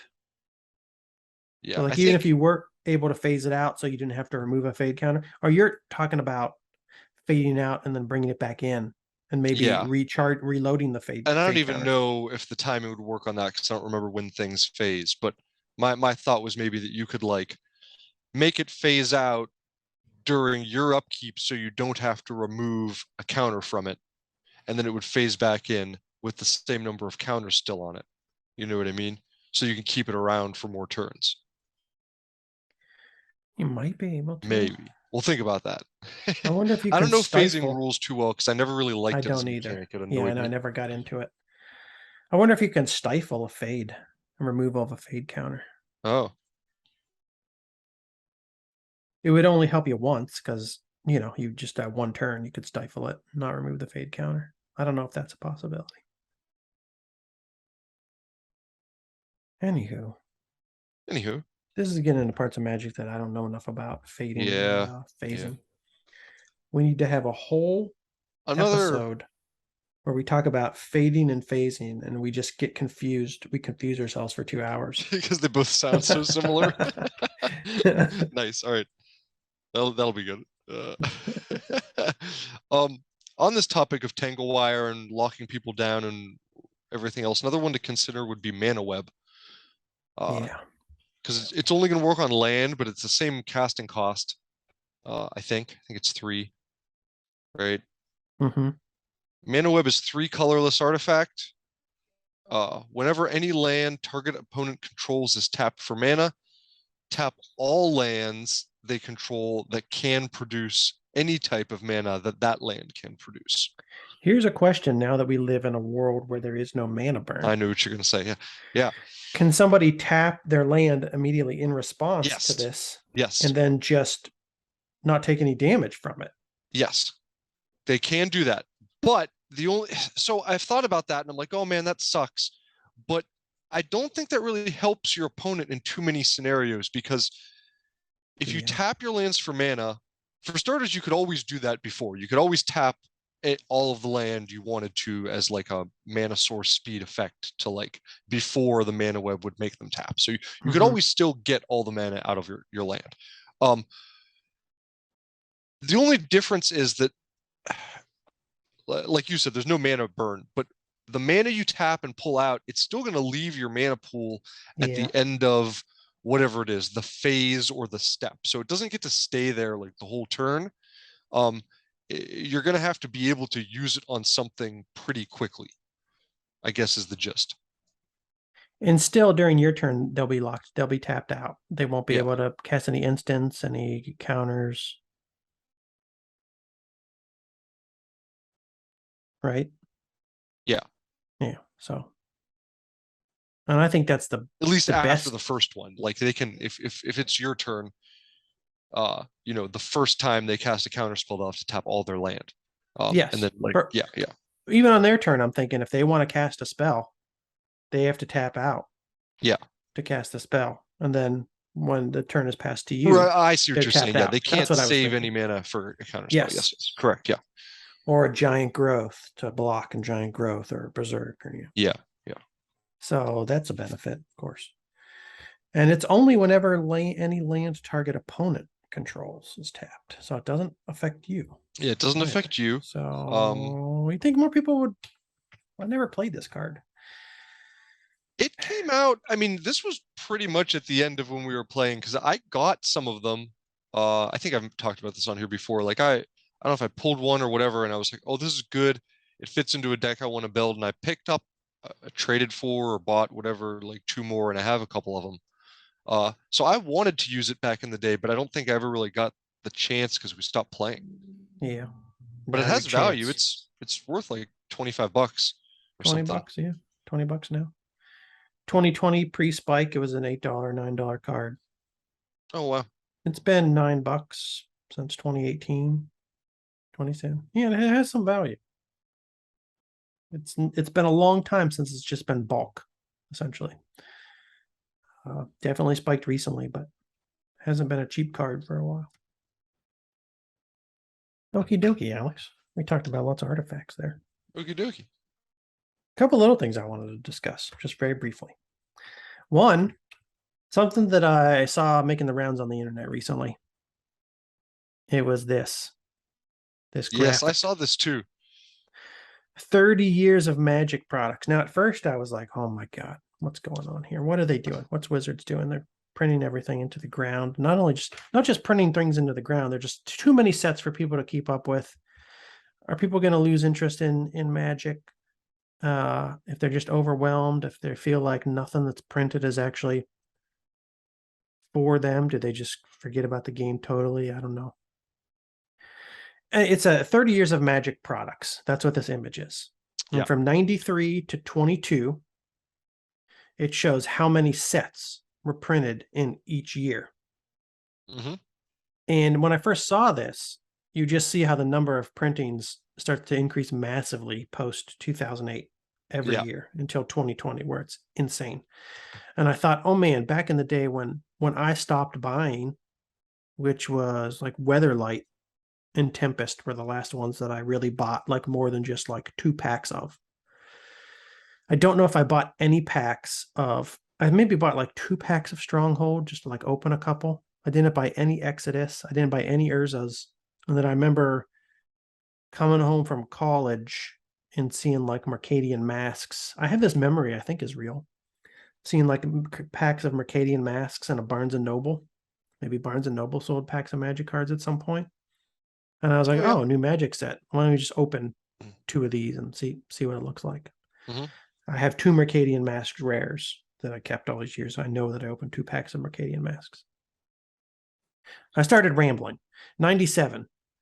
The year I stopped buying like more than just a couple packs, Weatherlight and Tempest. There were 1, 2, 3, 4, 5, 6, 7 products released. Yeah. At the time I stopped playing, was a time and when that was high for then too. The years before that, there was 4 products, 5 products. Yeah. My feeling at this time was, oh man, I can't keep up with this game anymore. Like I couldn't buy the power, so I wasn't playing vintage back in '97. Couldn't afford Moxes and Lotuses then and stuff. And it was like to keep up with the new formats, you had to constantly be buying new Yeah, sets. I was like, keep I just buying. don't Yeah, have yeah. the teenager. I don't have money to keep buying all this stuff all the time. And then when I went to college, a couple of years like later, didn't have money to or the time to do to keep up in college. So you just Yeah, I didn't have money anymore then. the number of stuff that the number of sets that come out, it just gets overwhelming. So you just kind of quit. Now this was 1, 2, 3, 4, 5, 6, 7 products I said back in '97. Here in 2022, it's 1, 2, 3, 4, 5, 6, 7, 8, 9, 10, 11, 12, 13, 14, 15, 16, 17, 18, 19, 20, 21, 22, 23, 24, 25, 26 products. Now, a lot of the times, every couple weeks, something new's coming out, and you'll hear a lot of people say, well, like, it's not for you. It doesn't matter. Everything in Magic doesn't have to be for you. I do agree with that. Not everything that a company produces has to be of interest to you. You're free to ignore the things that aren't of interest to you and just like focus on the ones that you do like, the ones that you Yeah. do enjoy. But also, it's kind of weird with like the game of Magic, especially if you're trying to play modern Magic, like the formats change all the time. So, like, if you want to keep up with modern Magic, you can't just ignore the new sets because you sit down to play your opponent, and then all of a sudden you have a deck of cards that aren't legal in whatever format you're playing, or your opponent's deck is full of cards that you've never seen before. So, like, every play, you have to be like, hold on, what is that? And you have to stop and you have to read it and you have to try to figure stuff out. So as much as as much as a part of me agrees with it doesn't matter if it's not for you, don't worry about it sentiment, it's like also another part of me thinks like, is this might actually just like scare people out of the game? Because I saw this list and I remembered how I felt in '97, or I felt like I was being overwhelmed with product that I just couldn't keep up with anymore, and I Yeah, just yeah. like put my hands up and was like, I'm just going to move on to another hobby that isn't so time consuming and isn't taking up free all of my spare change. Yeah. So No, I I don't know. totally, yeah, I agree. It introduces a lot into the environment as far as like, new cards, new mechanics, new things at least sort of have to be aware of or will see other people play against you. Yeah, And like you said, if you want to be involved in standard, which I guess is pretty much just dead at this point, like I it's hard to keep up with a standard environment that like has so many new things. Now, the question is, I guess, when we look at this list and we start to break it down into the different parts, that's is the it as next bad thing. as it looks? Because, some of these are commander products, for example, and some of them are secret layers or joke sets or whatever. Um, it still seems like a lot of stuff though. I know that's I came back to it like a day later and I broke it down according to this legend, and I was like, oh, maybe this I had the same thought you did. Maybe this isn't as bad as I thought. Everything in red is a digital release. So I mean, I feel like if you're a paper Magic player, you can just ignore all the digital releases, right? So you Yeah, remove those from the I list. guess, yeah. Uh, joke sets in gray. Okay, feel free to ignore the joke sets, although I don't see any joke sets here in 2022. Commander product, when it says commander product, I don't know exactly what that is. It's obviously a product for commander, but are Yeah, I'm these not like sure actual how sets? Or are these if all just of that like, would be legal in standard format or not, if that changes. Some of these will be like pre-built decks, like pre-con decks. that's So what I wondered. I'm like, are these even sets, or is it just like a pre-con deck or like a booster that contains like 10 special cards yeah, for that's what I commander or something? think. Maybe some of those, like I think like Yeah. the pre-con decks are included in there. So In that yeah, so case, I there's feel that. like you could still freely ignore those and still not be behind on the format and what's going on necessarily. Yeah, So it might not be all that terrible. But there does seem to be a feeling with like modern Magic players that they're just being overwhelmed with stuff. yeah. And People are I don't talking know. about it all the time online. Everyone's talking about having product fatigue, having too many things, even if it's not too many things to buy, too many things to be aware of or to pick between. And yeah, I don't know. I'd like to see a smaller more stable pool of what is out right now in the game, so that you can keep Yeah. up on it and maybe get interested in it. I don't know. Because Hmm. right now, like to me, I might play sealed. I might play like a draft environment or sealed just because that's like accessible. But beyond that, there's no way I'm gonna be playing with like constructed new sets. Yeah.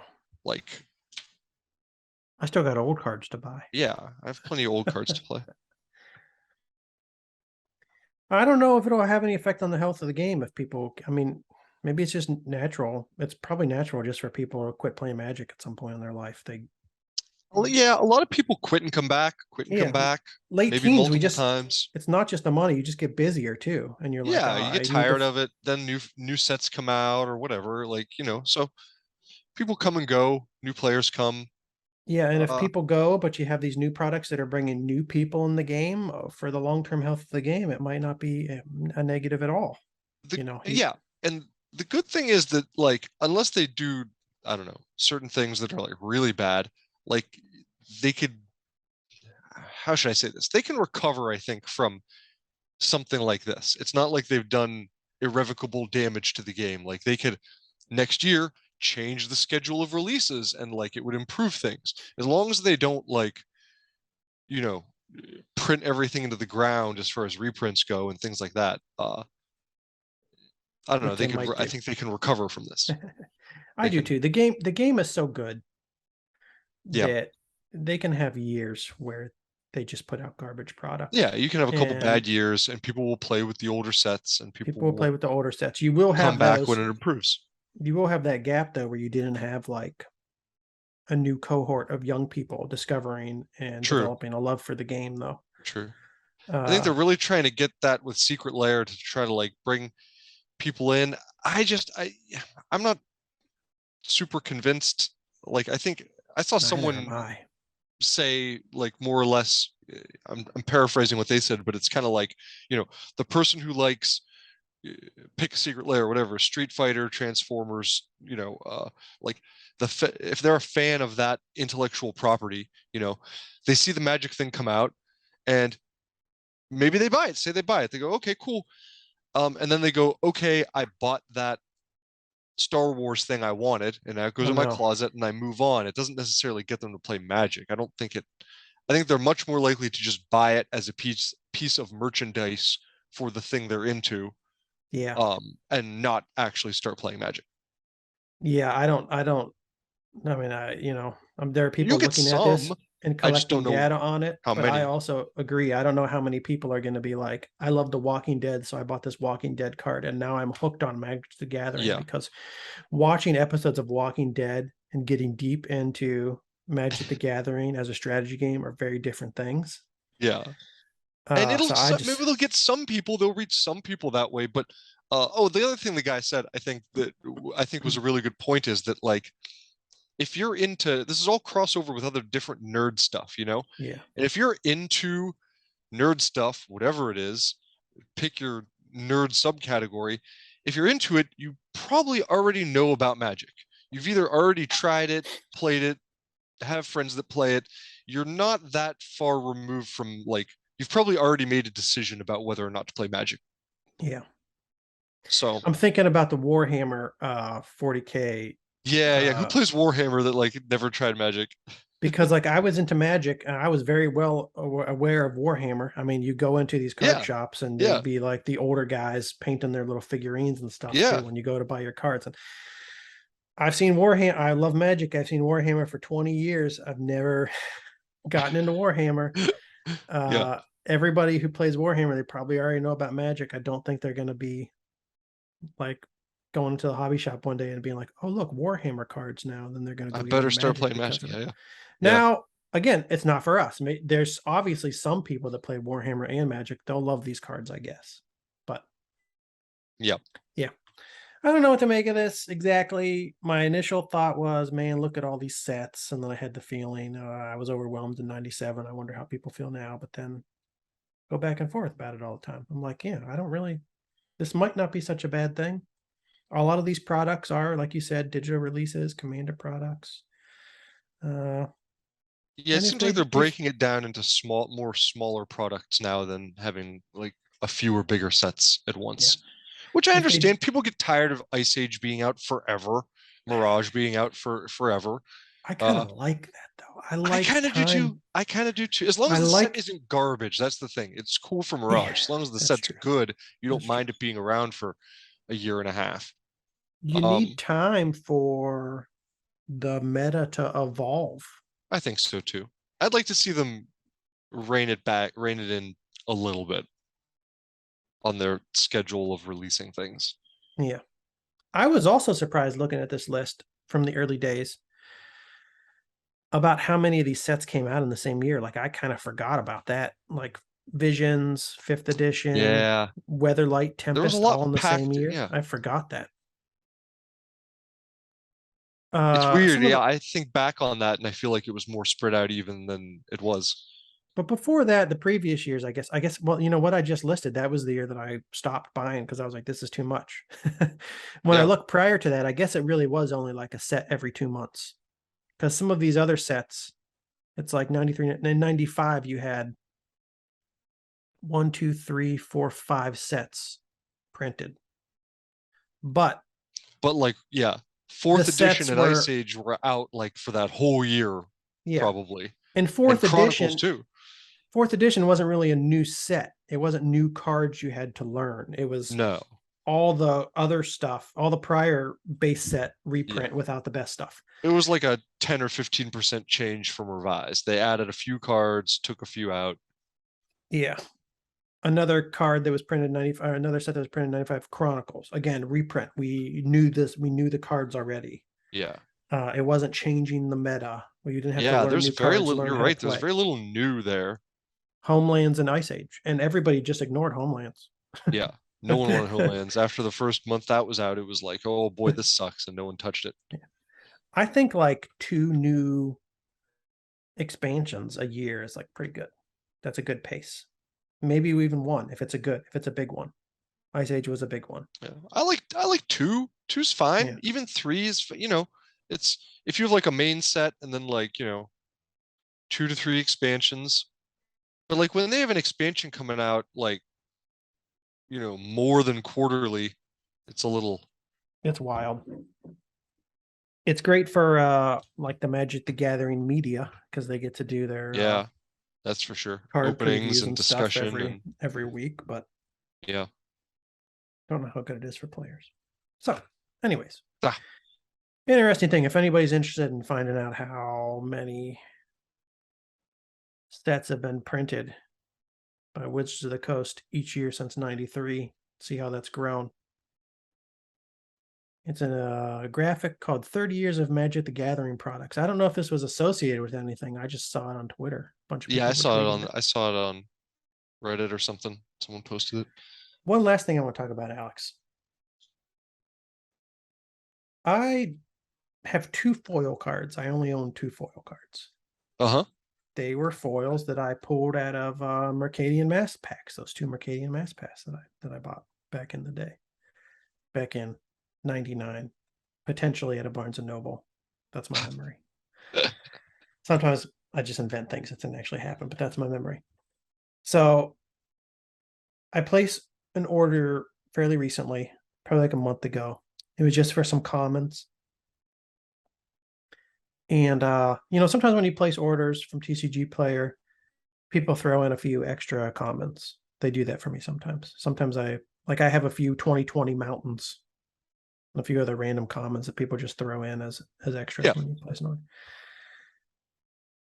This order I received about a month ago, they sent me a foil. It's a 2020 printing of Swift Foot Boots foil. So this Okay. is now the only modern foil that I own. I now own a modern foil. Let me stop sharing my screen real quick. I'll show you my modern foil. Ah, uh-huh. I now know what people are talking about when they say their foil's Pringling. pringled. Yeah. Oh I don't yeah. know. I Can can you see see it. Oh yeah. this? Oh yeah, I can see it. Yeah. These are unplayable for decks. I know, I know. You And can't I put got this in a stuff like deck. this too out of a modern 1 or 2 modern packs of cards that I opened. And I was like, what the fuck? I received this about a month ago, and it was straight, and it just sat in a box. And when I opened my box the other day, I saw, Oh, saw do this. you have it in a It's like, sleeve or just? no, it wasn't it wasn't Okay. sleeved. It was just sitting there. Yeah. It didn't arrive. Like, they must have pulled it. Like I said, it's a 2022 card. They must have just opened it recently. I don't. Do they Pringle in the packs ever? Yeah, I got one of the. I opened what was it? Adventures in Forgotten Realms booster or Mm-hmm. collector's booster, and there were a few cards in it that were already like pringled up, like coming out of the Okay. pack. Maybe it was a little bit pringled maybe it was a little bit curved when I first pulled it, but I didn't notice it. But like when I pulled it out the other day, it was like immediate. Like, what in the Yeah. world is going on here? This is crazy. So it's nuts to me that, like I said, I have two foils from I think '99 when Mercadian Mass was printed, straight as an arrow, straight as any other Magic card, and here we are in Hmm. 2022. They're sending out this I stuff. know. I know. You can't put this in a deck with other cards. I know. Well, I think you can get it to flatten out again, but I agree Why with should you. we have to Yes, do that? I agree with you. And I don't know. I hate foils generally, so I don't know a ton about this. I Mm-hmm. feel like I've seen people say that like the earlier ones, like the earliest ones, were the best. I know the seventh edition ones are like expensive because people have bought them out. Yeah. Um, but I think the older ones didn't have this issue as much, but I know it's an issue that has come and gone through different sets. Like some newer sets are known to be like worse than others for it. So, Mm-hmm. you know, uh yeah, I can't believe they've been doing this for so long and they're still having problems with these cards. Like, uh, that's wild to me. It's pretty funny. And actually, I was listening to an episode of the All Things Considered podcast. All Things Considered. It's like an old school podcast. And they were talking about some tournament that I guess these old school guys do called Urza's Chalice. I'm going to be wrong about how exactly it works, but some part of it is like somebody prints proxies and they make booster packs of proxies. Okay. And like, I think maybe there were no lands in these boosters. I think it was all moxes in place of lands. It could have been. So it was like Okay. all old school cards, old school guys playing with proxy boosters. And they open their boosters and they do a draft. And you start with a deck and you play people. And like each person you play, I think you play for ante or something. So you win a card every time you win somebody. And then they also trade throughout the week. And they do this for like 2 or 3 days, so their decks evolve. Oh, And okay.